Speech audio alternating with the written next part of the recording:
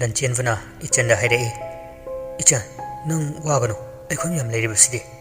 ꯅꯪꯅꯕꯨ ꯌꯥꯔꯕꯗꯤ ꯍꯧꯖꯤꯛꯁꯨ ꯑꯩ ꯅꯪꯒꯤꯗꯃꯛ ꯂꯦꯞꯄ ꯉꯝꯒꯅꯤ꯫ ꯅꯁꯥꯅ ꯌꯥꯏꯗ ꯍꯥꯏꯌꯨ, ꯂꯥꯛꯀꯗꯕ ꯄꯨꯝꯕ ꯑꯩ ꯃꯥꯌꯣꯛꯅꯒꯦ꯫ ꯑꯩꯕꯨ ꯅꯪꯅ ꯑꯗꯨꯛ ꯌꯥꯝ ꯐꯠꯇꯅ ꯎꯕꯗꯨꯁꯨ ꯇꯧꯒꯅꯨ." ꯏꯆꯟ ꯀꯔꯤꯃꯠꯇ ꯈꯨꯝꯗꯦ꯫ ꯍꯦꯟꯊꯣꯏꯒ ꯂꯟꯆꯦꯟꯕꯒꯗꯨ ꯂꯣꯟꯅ ꯀꯂꯛ ꯄꯦꯟꯅ ꯌꯦꯡꯅꯩ꯫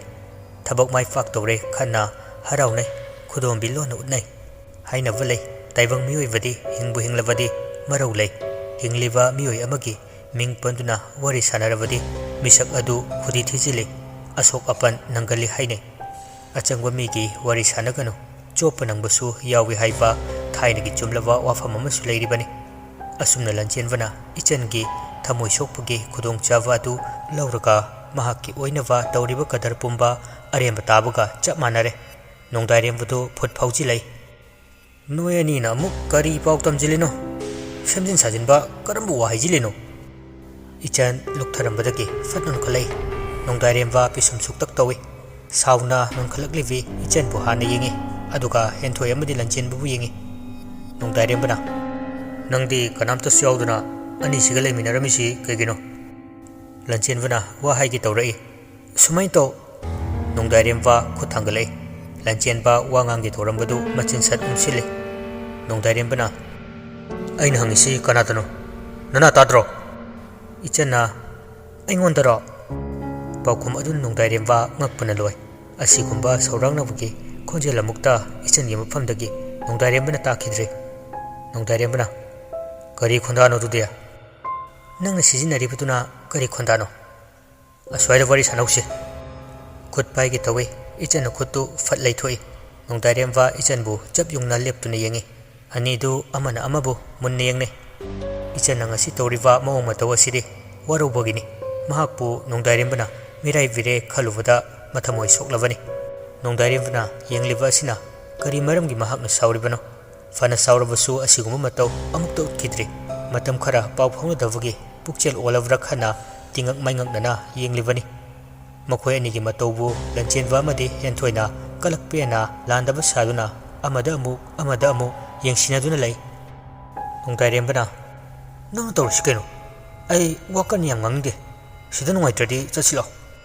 ꯏꯆꯟꯅ, "ꯀꯗꯥꯏꯗ?" "ꯑꯩꯅ ꯄꯨꯅꯤꯡꯕ ꯃꯐꯝ ꯑꯃꯗ." "ꯅꯪꯅ ꯑꯩꯁꯦ ꯀꯨꯁꯤ ꯇꯧꯕ ꯌꯥꯕ꯭ꯔꯥ?" "ꯏꯆꯟ..." ꯂꯥꯎꯈꯠꯂꯛꯏ, ꯑꯗꯨꯕꯨ ꯑꯃꯨꯛ ꯇꯞꯊꯖꯩ꯫ ꯃꯈꯨꯠꯇꯨ ꯂꯥꯏꯕꯛꯇ ꯊꯝꯃꯤ, ꯑꯗꯨꯒ ꯐꯠ ꯊꯥꯗꯩ꯫ ꯃꯤꯠ ꯍꯥꯏꯔꯞ ꯎꯏꯁꯤꯟꯖꯩ, ꯑꯗꯨꯒ ꯃꯈ꯭ꯋꯥꯡꯗꯨ ꯃꯦꯠꯂꯤ꯫ ꯅꯣꯡꯗꯥꯏꯔꯦꯝꯕꯅ, "ꯋꯥꯁꯦ ꯏꯕꯥꯅꯤ ꯈꯛꯇꯪ ꯁꯥꯟꯅꯁꯤ, ꯃꯤꯅ ꯀꯂꯛꯅꯕ ꯇꯧꯒꯨꯝꯁꯤ." ꯏꯆꯟ ꯋꯥ ꯉꯥꯡꯅꯕ ꯌꯥꯈꯤꯗ꯭ꯔꯦ꯫ ꯃꯥꯅ ꯊꯣꯛꯄ ꯑꯃ ꯑꯗꯨꯝ ꯈꯨꯝꯃꯤ꯫ "ꯏꯕꯥꯅꯤ ꯈꯛ ꯁꯥꯟꯅꯒꯗꯧꯔꯤꯕ ꯋꯥꯔꯤꯁꯤꯅ ꯀꯔꯤꯅꯣ?" "ꯁꯥꯟꯅꯔꯒ ꯈꯪꯒꯅꯤ, ꯂꯥꯎ." "ꯅꯪꯅ ꯆꯠꯁꯤ ꯍꯥꯏꯔꯒ ꯑꯩꯅ ꯍꯦꯛꯇ ꯆꯠꯀꯗ꯭ꯔꯥ? ꯅꯪꯅ ꯂꯥꯛꯎ ꯍꯥꯏꯔꯒ ꯑꯩꯅ ꯍꯦꯛꯇ ꯂꯥꯛꯀꯗ꯭ꯔꯥ? ꯅꯪꯅ ꯍꯥꯏꯕꯗꯨ ꯑꯩꯅ ꯂꯣꯏꯅ ꯇꯧꯒꯅꯤ ꯅꯤꯡꯕ꯭ꯔꯥ?" "ꯐꯥꯒꯤꯗꯒꯤ ꯁꯥꯎꯍꯜꯂꯛꯀꯅꯨ꯫ ꯑꯩꯅ ꯂꯥꯛꯏꯁꯦ ꯈꯣꯏꯗꯧ ꯁꯥꯎꯅꯤꯡꯉꯕꯅꯤ꯫ ꯑꯔꯦꯝꯕꯗ ꯃꯑꯣꯡ ꯆꯥꯔꯣꯏ ꯉꯁꯤꯀꯣ." ꯏꯆꯟ ꯃꯈꯨꯠ ꯑꯅꯤꯗꯨ ꯄꯨꯟꯁꯤꯟꯅꯩ꯫ ꯃꯉꯛ ꯄꯩꯊꯔꯞ ꯇꯧꯅ ꯅꯣꯡꯗꯥꯏꯔꯦꯝꯕꯕꯨ ꯌꯦꯡꯉꯤ, ꯑꯗꯨꯒ, "ꯀꯔꯤ ꯃꯔꯝꯒꯤ ꯈꯣꯏꯗꯧ ꯂꯪꯈꯠꯂꯤꯕ? ꯃꯑꯣꯡ ꯆꯥꯔꯣꯏꯗꯣꯏꯁꯤꯅ ꯀꯅꯥꯅꯣ? ꯀꯔꯤꯒꯤꯅꯣ ꯆꯥꯔꯣꯏꯗꯣꯏꯁꯤꯅ?" "ꯍꯩ ꯅꯪ..." ꯃꯣꯕꯥꯏꯜꯗꯨ ꯂꯥꯛꯇꯅ ꯃꯨꯜꯂꯤ, ꯑꯗꯨꯒ ꯄꯥꯁꯋꯥꯔꯗ ꯁꯠ ꯍꯥꯡꯗꯣꯛꯏ꯫ 37 ꯃꯤꯁ ꯀꯣꯜ ꯂꯩꯔꯝꯃꯤ꯫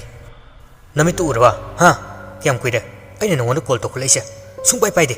ꯑꯗꯨꯒ ꯑꯩꯅ ꯈ꯭ꯋꯥꯏꯗꯒꯤ ꯌꯥꯅꯤꯡꯗꯕ ꯅꯨꯄꯥ ꯑꯁꯤꯒ ꯑꯣꯟꯁꯤꯟꯅꯔꯒ ꯋꯥꯔꯤ ꯁꯥꯟꯅꯔꯝꯕ꯫ ꯌꯥꯅꯤꯡꯗꯦ, ꯌꯥꯗꯦ ꯇꯧꯒꯅꯨ ꯍꯥꯏꯕ ꯊꯕꯛꯁꯦ ꯌꯥꯝ ꯆꯦꯟꯁꯤꯜꯂꯒ ꯇꯧꯅꯤꯡꯕ꯭ꯔꯥ ꯅꯣꯏ ꯅꯨꯄꯤꯁꯤꯡꯁꯦ, ꯍꯥ?" "ꯑꯣ, ꯍꯞꯇꯥ ꯑꯃꯁꯤꯗꯤ ꯀꯩꯗꯧꯔꯒ ꯂꯩꯒꯦ? ꯅꯪ ꯃꯔꯝ ꯁꯨꯡꯈꯪ ꯈꯪꯗꯕ꯭ꯔꯣ? ꯑꯩ ꯅꯉꯣꯟꯗ ꯍꯥꯏꯗꯕ꯭ꯔꯣ? ꯅꯆꯤꯟ ꯃꯆꯥꯗꯨ ꯊꯥꯖꯤꯜꯂꯛꯇꯅ ꯅꯪ ꯁꯣꯏꯔꯣꯏ ꯑꯩ ꯈꯨꯠꯇ ꯁꯤꯕ." "ꯑꯗꯨꯛ ꯑꯀꯟ ꯑꯔꯤꯡ ꯁꯤꯡꯕꯤꯔꯤꯕꯁꯤꯕꯨ ꯅꯠꯇꯦ, ꯑꯩꯁꯤꯕꯨ ꯅꯪꯒꯤ ꯀꯅꯥꯅꯣ?" ꯅꯣꯡꯗꯥꯏꯔꯦꯝꯕ ꯍꯟꯗꯛꯇꯤ ꯁꯛꯐꯝ ꯑꯃ ꯈꯪꯑꯣꯟ ꯑꯣꯟꯈ꯭ꯔꯦ꯫ ꯁꯪꯇ꯭ꯔꯤꯛ ꯏꯆꯟꯕꯨ ꯌꯦꯡꯉꯤ꯫ ꯃꯤꯠꯂꯨ ꯄꯤꯔꯥꯡꯁꯨ ꯏꯍꯧꯔꯛꯏ꯫ ꯇꯅꯤꯛ ꯏꯃꯥꯏꯆꯣꯅ ꯃꯤꯠꯂꯨ ꯑꯅꯤꯃꯛꯇꯨ ꯂꯪꯇ꯭ꯔꯤꯛ ꯂꯪꯈ꯭ꯔꯦ꯫ ꯏꯆꯟꯗꯤ ꯃꯗꯨ ꯎꯁꯤꯟꯅꯈꯤꯗ꯭ꯔꯦ꯫ ꯅꯣꯡꯗꯥꯏꯔꯦꯝꯕꯗꯒꯤ ꯃꯣꯕꯥꯏꯜꯗꯨ ꯇꯥꯞ ꯂꯧꯏ꯫ "ꯅꯪꯅ ꯀꯨꯁꯤꯔꯥꯁꯤ ꯇꯧꯕ ꯌꯥꯕ ꯅꯨꯄꯤ ꯅꯠꯇꯦ ꯑꯩ꯫ ꯑꯩꯒꯤ ꯄꯨꯟꯁꯤꯕꯨ ꯁꯥꯟꯅꯒꯦ ꯈꯜꯂꯤꯕ ꯅꯪ ꯆꯩꯔꯥꯛ ꯐꯪꯗꯅꯗꯤ ꯇꯣꯛꯑꯣꯏ꯫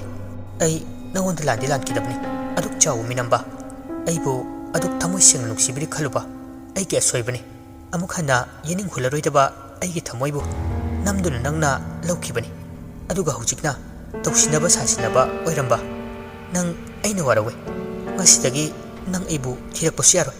ꯑꯩꯁꯨ ꯅꯪꯕꯨ ꯊꯤꯔꯛꯑꯣꯏ꯫ ꯑꯃꯨꯛ ꯍꯟꯅꯁꯨ ꯎꯅꯗꯕ ꯑꯣꯏꯁꯤ." Makong thangba hauge tawi nongdairemna ichen gi khuttu tapai khut hek paiva ichen na khangaudana nongdairemge ngauraba khajaiduda khupakna makhol hauna thare khudombi du singlaga he aibu thamoi singna nusiba makto oirabadi nang aibu amukhana college asida thiba unaba lakpa yaroi nasak adusu amukhana college asida utkanu aisu nangbu kaukthokani ngasi haiba numit asidagi sauna fatlai thoga chatki mamittagi mapi marik amatasu chenthade nongdairemvadi asavulai amagu ichanna chatlivadu mitkuptana yengli mahiroi kharasu hanna yengi karigino maramsu khangnade asumna leplingai tayal hoisu mari mari thorai sana thoina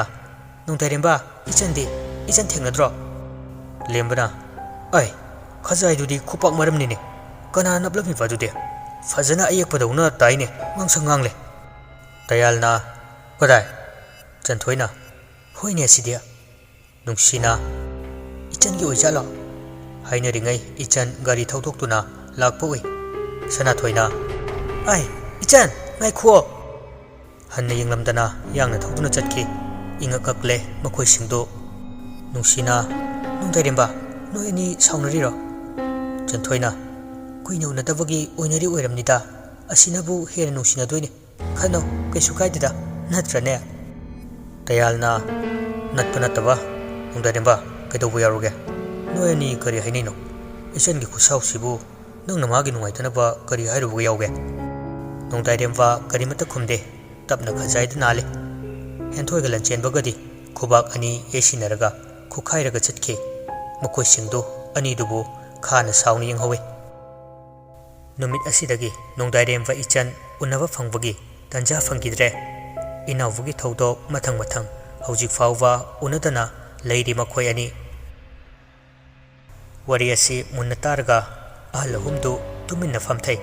aduga makokta makhut hapi thoivana thoinu liklai ani sina kana sana jawbana kusumgi luna chana tinajavi mamanavini thoinu si liklai di kanano ai khangde thoinu gi maramdasu thoina munna khangde luhonglaw matung makhoi pau kuina phawna rudravani handak kuidri phawna rakpasi ngan thoina adudi kusumdi makhoi anibu munna khanglamgani mangonda hangse taya yam sauna maya krak chiklaga haire makhoi ani kanano ai munna khangi mahu kwaidagi kanwa fattaba makokni makhori charamdu met khairaga hatke khanbani numittu maraibuk fanavana nanthokuna chenkhre adubu kayam kuina ekhoi khutagi nanthokuna chatkani tayalgi wahai singdu targa thoiva sana jawbu yengne ngan thoina machabu tingak yengi ngan thoina ibunga nang makhoi bu khangi asinatra tayalna khangi ma phatravi henthoi hai valisavi ikai vanai de vedugi hek apokpi mamani ngan thoi ngakna ha makhuttu machina thami sana jawwa sakpham khangong hongkhre tayalna liklai hairivi nupi aduna thoinu gi hek pukminava manang nupini makhoi mayam lowtunaraga nongdairemgi mathakta laman khumakpa soidna oiramgani maril tengadavani khangani lemna sungtha tharo sana jawbu yenglaga tayalna ningamdana asumna haire pabung khoina makhoibu ka hena thajakibudagi pumnamak thoklibani laimutinmu amattana sokpo thengba ngamlaroidraba nongdairembagi makhwangde siriba kurao ongobogi jantra dubu mangalambase ai ngaktabagamde sana jawwa wakhal pop tare machanupa bo hek thengba mikupta akitu jungba pumba mangkiwa masamakna thengnakibadu laifataba changbagi yumlai leiriba ka amatada akibugi thodok thoklabasu machanupadi karisuna chungkhidavani tayal makhachi lakchakibagi khoirang khoisaunavna pik thale masipumba aikhoi bari lapthoknava khaidoknavadagi khudongchawa makhoina lobani aina pabungi matung inaduna business hainava honaramdraba lembasu thabak toramdraba aduga parisu medical tamnamdrabadi matik nate ima kusumgi achawaram pamba matauda makhoina asi yauna mai paklambane nalamdrabadi sana jawbuna mani pumnamak nama kusumna thokanbani lanthum sanga chawwa imung yamna pamjabani aigi asoibasule nupa ama oiraga phatte tawganu thingba khamba ngamdaba asiba nupani ai ꯑꯩꯅ ꯄꯥꯡꯗꯕꯅ ꯏꯆꯥ ꯑꯅꯤꯃꯛꯀꯤ ꯄꯨꯟꯁꯤ ꯂꯩꯈꯥ ꯇꯥꯅ ꯃꯥꯡꯍꯜꯂꯦ ꯍꯧꯖꯤꯛꯇꯤ ꯃꯄꯥ ꯑꯃ ꯑꯣꯏꯅ ꯏꯆꯥꯒꯤꯗꯃꯛ ꯊꯣꯛ ꯍꯧꯒꯠꯂꯛꯏ ꯊꯣꯏꯕꯅ ꯃꯔꯨꯞ ꯑꯁꯥꯎ ꯐꯥꯊꯕꯤꯀꯣ ꯑꯃꯨꯛꯇ ꯐꯝꯕꯤꯌꯨ ꯑꯩꯕꯨ ꯈꯥꯝꯂꯅꯨ ꯃꯔꯨꯞ ꯉꯥꯟꯊꯣꯏ ꯅꯕꯨꯡ ꯆꯠꯂꯨꯈꯤꯒꯦ ꯇꯌꯥꯜ ꯄꯥꯕꯨꯡ ꯆꯠꯂꯦ ꯇꯌꯥꯜꯅ ꯄꯥꯕꯨꯡ ꯑꯩ ꯊꯤꯟꯖꯒꯦ ꯁꯅꯥꯖꯥꯎꯕ ꯇꯌꯥꯜꯅ ꯍꯥꯏꯖꯔꯤꯕꯗꯨ ꯇꯥꯕꯤꯔꯝꯗꯅ ꯑꯁꯥꯎꯕꯅ ꯃꯥꯡꯊꯥ ꯄꯥꯏꯈꯩ ꯒꯥꯔꯤꯗꯨ ꯊꯧꯈꯤ ꯇꯌꯥꯜ ꯊꯣꯏꯕ ꯉꯥꯟꯊꯣꯏ ꯄꯨꯂꯞ ꯁꯅꯥꯖꯥꯎꯕꯅ ꯆꯠꯈꯤꯕ ꯑꯗꯨ ꯃꯨꯟꯅ ꯌꯦꯡꯖꯍꯧꯏ ꯑꯁꯨꯛ ꯆꯥꯎꯈꯠꯂꯕ ꯃꯇꯝ ꯑꯁꯤꯗ ꯊꯣꯛꯂꯤꯕ ꯊꯦꯡꯅꯔꯤꯕ ꯊꯧꯗꯣꯛ ꯑꯁꯤ ꯊꯣꯏꯕ ꯉꯛꯂꯤꯕꯅꯤ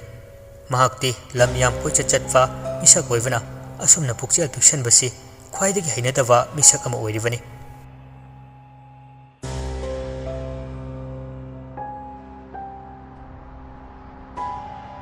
ꯁꯅꯥꯖꯥꯎꯕ ꯏꯪꯅ ꯇꯞꯅ ꯏꯃꯨꯡꯗ ꯆꯪꯂꯛꯏ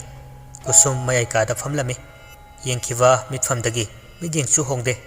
ꯃꯄꯨꯔꯣꯏꯕ ꯆꯪꯂꯛꯂꯤꯕꯗꯨ ꯈꯪꯂꯕꯁꯨ ꯎꯁꯤꯟꯅꯗꯦ ꯁꯅꯥꯖꯥꯎꯕꯁꯨ ꯇꯨꯃꯤꯟꯅ ꯀꯨꯁꯨꯝꯒ ꯃꯥꯌꯣꯛꯅꯅ ꯐꯝꯊꯩ ꯃꯍꯥꯛꯀꯤ ꯅꯨꯄꯤꯕꯨ ꯆꯥꯒꯗꯧꯕꯒ ꯌꯦꯡꯉꯤ ꯎꯁꯤꯟꯅꯗꯅ ꯂꯩꯔꯝꯕꯤ ꯀꯨꯁꯨꯝꯁꯨ ꯃꯄꯨꯔꯣꯏꯕꯕꯨ ꯌꯦꯡꯂꯛꯏ ꯃꯈꯣꯏ ꯑꯅꯤ ꯃꯤꯠ ꯆꯥꯅꯩ ꯑꯃꯅ ꯑꯃꯕꯨ ꯁꯪꯇ꯭ꯔꯤꯛ ꯌꯦꯡꯅꯩ ꯋꯥ ꯑꯃꯇ ꯉꯥꯡꯅꯗꯅ ꯌꯦꯡꯅꯗꯨꯅ ꯑꯗꯨꯝ ꯂꯩ ꯅꯥꯎꯕꯤ ꯀꯨꯝꯊꯔꯛꯏ ꯇꯥꯆꯣ ꯀꯌꯥꯝ ꯀꯨꯏꯔꯒꯦ ꯍꯜꯂꯛꯄ ꯃꯈꯣꯜꯀ ꯇꯥꯍꯧꯗꯦ ꯏꯅꯝꯃꯒ ꯑꯩꯈꯣꯏ ꯑꯅꯤ ꯂꯤꯛꯂꯥꯏ ꯍꯣꯏꯗ ꯆꯠꯂꯨꯈꯤꯒꯦ ꯐꯣꯟ ꯇꯧꯔꯛꯑꯦ ꯂꯥꯏ ꯈꯨꯔꯨꯝꯕ ꯀꯥꯏꯈꯤꯕꯗꯨ ꯑꯃꯨꯛ ꯍꯟꯅ ꯈꯨꯔꯨꯝꯅꯕ ꯇꯧꯁꯦꯅ ꯏꯅꯝꯃ ꯆꯠꯂꯁꯦ ꯊꯦꯡꯈ꯭ꯔꯅꯤ ꯅꯨꯃꯤꯠꯁꯨ ꯇꯥꯁꯤꯜꯂꯛꯀꯗꯧꯔꯦ ꯃꯇꯝ ꯍꯦꯟꯗꯣꯛꯈꯤꯅꯤ ꯉꯁꯤꯅ ꯑꯔꯣꯏꯕꯅꯤ ꯍꯌꯦꯡꯗꯒꯤꯗꯤ ꯍꯥꯏꯖꯅꯣꯟꯖꯕ ꯌꯥꯔꯣꯏ ꯍꯥꯏꯔꯤꯗꯨꯅꯤ ꯁꯅꯥꯖꯥꯎꯕ ꯇꯞꯅ ꯍꯧꯒꯠꯂꯛꯏ ꯐꯤꯈꯥꯎ ꯍꯨꯝꯆꯤꯜꯂꯒ ꯅꯥꯎꯕꯤꯕꯨ ꯌꯦꯡꯗꯨꯅ ꯍꯥꯏꯔꯛꯏ ꯅꯥꯎꯕꯤ ꯅꯣꯏ ꯆꯠꯈ꯭ꯔꯅꯨ ꯅꯥꯎꯕꯤꯅ ꯀꯔꯤꯒꯤꯅꯣ ꯇꯥꯆꯧ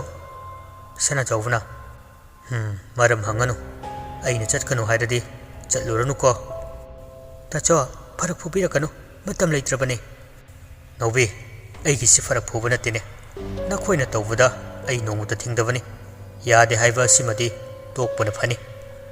ꯃꯕꯨꯡꯒꯤ ꯈ꯭ꯋꯥꯏꯁꯤ ꯀꯔꯤꯅꯣꯃ ꯇꯧꯔꯦ ꯈꯪꯉꯤ ꯀꯔꯤꯕꯨ ꯈꯨꯝꯂꯨꯅꯤ ꯇꯨꯃꯤꯟꯅ ꯂꯩꯖꯩ ꯀꯨꯁꯨꯝ ꯇꯞꯅ ꯍꯧꯒꯠꯂꯛꯏ ꯁꯅꯥꯖꯥꯎꯕꯒꯤ ꯃꯥꯡꯗ ꯆꯪꯁꯤꯜꯂꯒ ꯂꯦꯞꯄꯤ ꯑꯁꯥꯎꯕꯒꯤ ꯃꯥꯏꯊꯣꯡꯒ ꯂꯣꯏꯅꯅ ꯁꯅꯥꯖꯥꯎꯕꯁꯨ ꯁꯨꯛꯇꯣꯛꯑꯒ ꯌꯦꯡꯉꯤ ꯀꯨꯁꯨꯝꯅ ꯑꯩꯅ ꯇꯧꯕ ꯊꯕꯛꯇ ꯀꯔꯤꯒꯤ ꯌꯥꯔꯣꯏꯗꯣꯏꯕ ꯃꯁꯤꯕꯨ ꯑꯩ ꯏꯁꯥꯒꯤꯔꯣ ꯅꯆꯥꯅꯨꯄꯥ ꯑꯁꯤꯒꯤ ꯑꯅꯥꯕ ꯐꯅꯕꯅꯦ ꯁꯅꯥꯖꯥꯎꯕꯅ ꯅꯪꯅ ꯇꯧꯕ ꯊꯕꯛꯇꯨ ꯑꯩꯅ ꯌꯥꯅꯤꯡꯗ꯭ꯔꯦ ꯃꯁꯤꯅꯤ ꯃꯔꯝ ꯅꯪ ꯅꯁꯥꯒꯤ ꯅꯠꯇ꯭ꯔꯕꯁꯨ ꯑꯣꯏꯖꯕ ꯊꯤꯕꯅꯤ ꯃꯁꯤꯗꯤ ꯅꯁꯥꯒꯤꯅꯤ ꯍꯥꯏꯕꯗ ꯀꯔꯤꯁꯨ ꯑꯀꯥꯏꯕ ꯂꯩꯇꯕ꯭ꯔꯥ ꯈꯜꯂꯤ ꯑꯣ ꯉꯁꯥꯏ ꯑꯌꯨꯛꯇꯒꯤ ꯆꯥꯛ ꯆꯥꯗꯈꯩ ꯀꯣꯏꯕ ꯌꯥꯕ ꯀꯣꯏꯕꯤꯔꯨꯔꯦ ꯍꯟꯖꯤꯜꯂꯛꯑꯒ ꯉꯥꯡꯉꯤꯕ ꯋꯥꯉꯥꯡꯗꯨꯕꯨ ꯅꯠꯇꯦ ꯀꯔꯤ ꯊꯣꯛꯑꯦꯅ ꯉꯥꯡꯖ ꯁꯥꯔꯤꯅꯣ ꯅꯨꯡꯁꯤꯔꯅꯤꯅ ꯉꯥꯡꯕꯤꯔꯛꯏꯔꯣ ꯅꯨꯄꯤ ꯅꯪ ꯀꯥ ꯑꯃ ꯍꯦꯜꯂꯕꯅꯤ ꯅꯆꯤꯟ ꯅꯔꯩ ꯐꯥꯖꯤꯜꯂꯨ ꯃꯤꯒꯤ ꯊꯃꯣꯏꯗ ꯈꯥꯡꯉꯝꯗꯕ ꯑꯋꯥꯕ ꯆꯩꯅꯥ ꯐꯥꯎꯔꯁꯅꯨ ꯃꯇꯥꯒꯨꯝ ꯃꯆꯤꯟ ꯇꯨꯝꯕ ꯇꯤꯡꯈꯪ ꯄꯥꯟꯕ ꯋꯥꯍꯩ ꯀꯌꯥ ꯑꯃꯅ ꯑꯣꯠꯈꯥꯏꯕ ꯍꯩꯔꯤꯕꯗꯨ ꯑꯩꯅ ꯊꯤꯡꯕ ꯉꯝꯃꯤ ꯉꯝꯂꯕꯁꯨ ꯑꯁꯨꯛ ꯀꯨꯏꯕꯁꯦ ꯅꯪꯅ ꯑꯩꯕꯨ ꯁꯥꯒꯩꯒꯤ ꯑꯁꯤꯕ ꯄꯤꯕꯥ ꯑꯣꯏꯍꯜꯂꯦꯗꯅ ꯃꯈꯥ ꯇꯥꯅ ꯅꯄꯨꯔꯣꯏꯕ ꯑꯩꯕꯨ ꯃꯊꯛ ꯀꯥꯒꯦ ꯈꯜꯂꯤꯕ ꯋꯥꯈꯜꯗꯨ ꯊꯥꯗꯣꯛꯎ ꯑꯉꯥꯡꯅ ꯀꯟꯅ ꯑꯅꯥ ꯂꯥꯏꯌꯣꯡ ꯈꯪꯗꯈꯩ ꯁꯤꯕ ꯍꯤꯡꯕꯒꯤ ꯂꯪꯗꯥꯏꯗ ꯐꯔ ꯐꯔ ꯑꯣꯜꯂꯒ ꯂꯩꯔꯤꯉꯩ ꯆꯩꯔꯛ ꯑꯁꯤꯗ ꯅꯠꯇ꯭ꯔꯕꯗꯤ ꯅꯨꯄꯥ ꯊꯣꯛꯐꯝ ꯈꯟꯅꯕ ꯍꯧꯐꯝ ꯂꯩꯇ꯭ꯔꯦ ꯅꯨꯄꯥ ꯅꯪ ꯀꯔꯤ ꯅꯨꯄꯥ ꯍꯥꯏꯕꯗꯤ ꯁꯞꯇ꯭ꯔ ꯑꯃ ꯇꯧꯔꯛꯏ ꯅꯥꯎꯕꯤ ꯈꯤꯇꯪ ꯍꯟꯗꯣꯛꯏ ꯃꯕꯨꯡꯗꯨ ꯀꯤꯕꯅ ꯀꯨꯁꯨꯝꯁꯨ ꯈꯧꯇꯛꯇꯤ ꯆꯥꯏ ꯃꯄꯨꯔꯣꯏꯕꯒꯤ ꯊꯥꯖꯗꯕ ꯃꯑꯣꯡ ꯑꯁꯤ ꯁꯅꯥꯖꯥꯎꯕꯅ ꯍꯩ ꯑꯩꯅ ꯍꯥꯏꯔꯤꯁꯤꯅꯤ ꯉꯁꯤꯗꯒꯤ ꯈꯨꯗꯛ ꯑꯁꯤꯗꯒꯤ ꯅꯪꯒꯤ ꯈꯧꯕꯨꯅꯥꯏ ꯑꯅꯤꯗꯨ ꯂꯣꯏꯅꯕ ꯁꯝꯅꯕ ꯁꯨꯡꯌꯥ ꯌꯥꯔꯣꯏ ꯃꯈꯣꯏ ꯑꯅꯤꯒꯤ ꯋꯥ ꯏꯃꯨꯡꯁꯤꯗ ꯄꯟꯕꯁꯨ ꯌꯥꯔꯣꯏ ꯃꯁꯤꯗꯁꯨ ꯅꯠꯇꯅ ꯅꯪꯅ ꯁꯥꯒꯠꯂꯤꯕ ꯅꯃꯧ ꯅꯨꯄꯤ ꯄꯩꯁꯥ ꯄꯥꯏꯕꯤ ꯑꯋꯨꯟꯄꯣꯠ ꯂꯩꯇꯦꯡꯒꯗꯕꯤ ꯁꯛꯍꯦꯟꯕꯤꯗꯨ ꯑꯩꯅ ꯌꯥꯗꯦ ꯏꯃꯧ ꯁꯨꯡꯑꯣꯏ ꯑꯣꯏꯔꯣꯏ ꯑꯩꯒꯤ ꯏꯃꯧꯗꯤ ꯏꯆꯥ ꯅꯨꯄꯥꯅ ꯄꯥꯝꯃꯤ ꯃꯄꯨꯛꯅꯤꯡꯅ ꯈꯣꯏꯗꯥꯔꯦ ꯈꯟꯅ ꯄꯨꯔꯛꯄꯗꯨ ꯑꯣꯏꯒꯅꯤ ꯑꯩꯅ ꯆꯥꯎꯅ ꯂꯩꯕꯥꯛ ꯄꯨꯡꯖꯥꯎ ꯊꯤꯟꯅ ꯍꯣꯡꯒꯅꯤ ꯀꯨꯁꯨꯝꯅ ꯑꯩ ꯋꯥꯈꯜ ꯇꯥꯖꯔꯦ ꯃꯈꯣꯏ ꯇꯥ ꯁꯅꯥꯖꯥꯎꯕꯁꯨ ꯑꯃꯥꯏꯕꯤ ꯃꯃꯥ ꯃꯆꯥ ꯑꯗꯨꯒꯤ ꯅꯨꯡꯁꯤꯠ ꯃꯥꯌꯣꯛꯅꯕꯤꯔꯛꯑꯦ ꯐꯩ ꯑꯗꯨꯗꯤ ꯑꯉꯝ ꯇꯥꯅꯕ ꯇꯥꯕꯅꯤꯅꯦ ꯀꯅꯥꯅ ꯉꯝꯕꯒꯦ ꯍꯥꯏꯕꯗꯣ ꯍꯧꯖꯤꯛꯃꯛ ꯑꯩꯁꯨ ꯆꯠꯀꯅꯤ ꯅꯈꯣꯏ ꯅꯄꯥ ꯅꯆꯥꯕꯨ ꯑꯩꯅ ꯃꯍꯥ ꯇꯧ ꯉꯝꯕꯤ ꯑꯣꯛꯇꯕꯤ ꯃꯃꯥ ꯃꯆꯥ ꯑꯗꯨꯒꯤ ꯈꯨꯠꯇ ꯁꯨꯡꯇꯥ ꯇꯥꯍꯜꯂꯣꯏ ꯅꯥꯎꯕꯤ ꯆꯠꯁꯤ ꯂꯥꯎ ꯁꯅꯥꯖꯥꯎꯕꯅ ꯍꯩ ꯀꯅꯥꯗꯅꯣ ꯑꯩꯅ ꯆꯠꯄ ꯌꯥꯔꯣꯏ ꯍꯥꯏꯁꯦ ꯍꯥ ꯅꯪꯅ ꯑꯩꯕꯨ ꯊꯤꯡꯕ ꯃꯇꯤꯛ ꯅꯠꯇꯦ ꯆꯠꯅꯤꯡꯉꯦ ꯆꯠꯀꯅꯤ ꯇꯣꯛꯅꯤꯡꯉꯦ ꯇꯣꯛꯀꯅꯤ ꯅꯪꯅ ꯄꯥꯟꯅꯕ ꯌꯥꯕ꯭ꯔꯣ ꯁꯅꯥꯖꯥꯎꯕꯗꯤ ꯃꯤꯍꯨꯟꯗꯨ ꯂꯋꯥꯏ ꯌꯧꯔꯦ ꯁꯥꯎꯕꯗ ꯀꯨꯁꯨꯝꯕꯨ ꯍꯅꯨꯊꯪꯗ ꯃꯃꯥꯏ ꯃꯃꯤꯠ ꯈꯪꯗꯅ ꯃꯔꯤ ꯃꯉꯥ ꯄꯣꯞ ꯄꯣꯞ ꯊꯥꯖꯤꯟꯈꯤ ꯊꯨꯝꯍꯟꯈꯤꯕꯅ ꯅꯥꯎꯕꯤꯁꯨ ꯈꯥꯝꯕ ꯅꯪꯍꯧꯗ꯭ꯔꯦ ꯁꯅꯥꯖꯥꯎꯕꯅ ꯌꯦꯡꯉꯨ ꯅꯪ ꯎꯁꯤꯠꯇꯕ ꯁꯥꯔꯗꯅ ꯅꯈꯣꯡ ꯅꯈꯨꯠꯇꯨ ꯀꯛꯊꯠꯀꯗꯕꯅꯤ ꯍꯦꯛ ꯑꯃꯨꯛ हना चटके तौरादि अइसिबु नंगना मी ओइन उद्रे नत्रा येंगो येंगो मी ओइन उदवा इसे मीने खंगन बतारे तना हुजिक लाई खुरुमनबगी थमलिबा पोलम चेरम पुमवा लाख लाख तुना लंगथोरई कौखाइबसु याउरी तौरिबदु नौविना खामजब मतिक नते खाबसु लेंबगा मखोयनी मथक्ता तिंगक तिंगक येंगे अंगांग ओइबना खामबदि ngamde mayamdo chakhaib langkhaib loiraga sana jawwa tumin hiptun laikre kusum machin chukaire mamai do khamgalaga suleire amuke khofuda wakhal tai haiduni mapuroibna sawu phatre makhaidi chatlaroi asi makhakti khanjai adubu makhatana asiguma mawongsi toroktaba thoklabadi chatkani asimadi khali helagi kusum nate amuk warakpana yadawwa hangadaba nupi nate chahi kumunga kuntaruksi mapuroibu ungkhairaga hinglak levani mane makogi fidat amata surak travani cha glass ama lolga pithak travani chak sakhom ama thongla pijarak travani lohongba numitagi nasinarga lakravani kadar thikrava nupini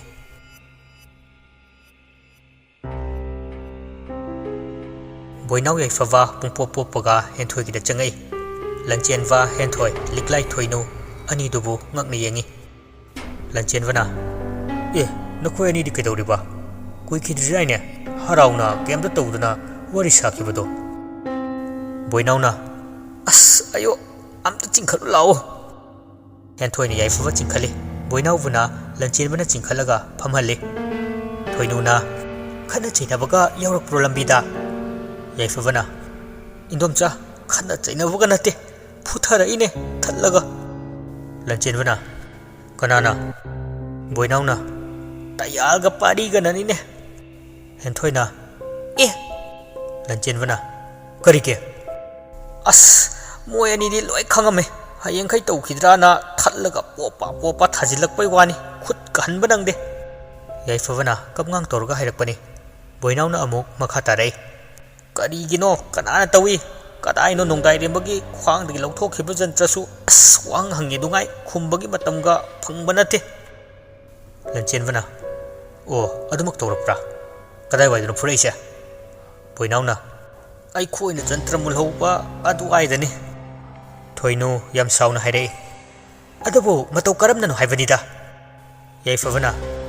इंदोमचा इचल लाक्लब्राना सेनाबो चलुबगी हलक पलंबीदनी अनिदुना ngasai थेंगखिबा थौदोक अदु निंसिंगलै बोइनाउबा याइफबगा पाइगे इसै हौना थारगा गाड़ी दु थौरई बोइनाउना माई इचन हाइबा नुपी मचादु लोटख्रबा मालिदा नत्रगा लोना मयुंग पान खजालो चेलुबदगी लोना फादोकनरगा लेकाय खंगनदनवा कुपसिन बिकाइदु तोरमगदु मानसिले याइफबना हेरा अदुइ नुपी मचादु चेलोय एथोइगुंबा थोइबीगुंबा फजबीगुंबदि नतना तोरमोय मा बेरागी नुपी मचानी सुंतौ तोरय मगुन फजना खंगी बोइनाउना माई लंचेन वाइसना पामी Kine तानरिसे अंगकपने यासु याबिरोय मागी सक्तासिगा याइफबना नंसु अदुदि हाइनोय माना पामजसनु कैनो यारोइदि आइसु खंगेदा मी लोइना खंगमनि इचना लंचेनबा सुंया यारो आइखोइना फाउ यानिङोय खंगे महाक मसानादि कमाय यानिंगदोइनो बोइनाउना लन थुम सना लुपा सेल थुम अमत्तसु वाटपा नते करमाय याद्रिनो मसकसु टिकत्तना फजै लंचेनबसे सक्ति हाइबदि सुंघाइ हाइरोय ओखाक फजबने फिल्म की हेरो ने मा दोनो फजबा फिल्म की हेरो अमतसु लेते याउदि हाइबबु याय अदुबु इचन की मितदि करी ओइनो उवनु खंगदे खाना पैना येंगे अदु याम मसक नुसीबा नुपीदु लंचेनबने हेक कौरुबगा ममांग हेक लेपगा थीबदा लोइख्रे पैखिदोइसे इमाई खामेन अपटपा सिंगाइरे मिनरल बोतल अहांगबा मा मैदा जू लाउना मै थादोकपदा पैथोगा सुतेगा ताबदो अदु मंगाई याइफबना हाइनरिने नुपीना पामदबो काइसि पामदबनिना अखोय बोकना का हाइबददी तुमिनरिङैदा मोना नमगा हाली हाइरिने पामजदब नुपागा लेमिनदौ सरु लोखरा थोगा समु लोइवी ओइरगा लेरगा नुपा नहा खन खन लोइना थोएगी सेल लेरगा बोइनाउना साथी है अदुबु वरी बुरि ताइ थाइना से लोखराबी हनुबिगी वरी न अनंबु ओइद्रो फुंगा वरी दसु याइफबना किजे आइदी मसाना यादब नुपीगा नमदना सुंगो लोरोइको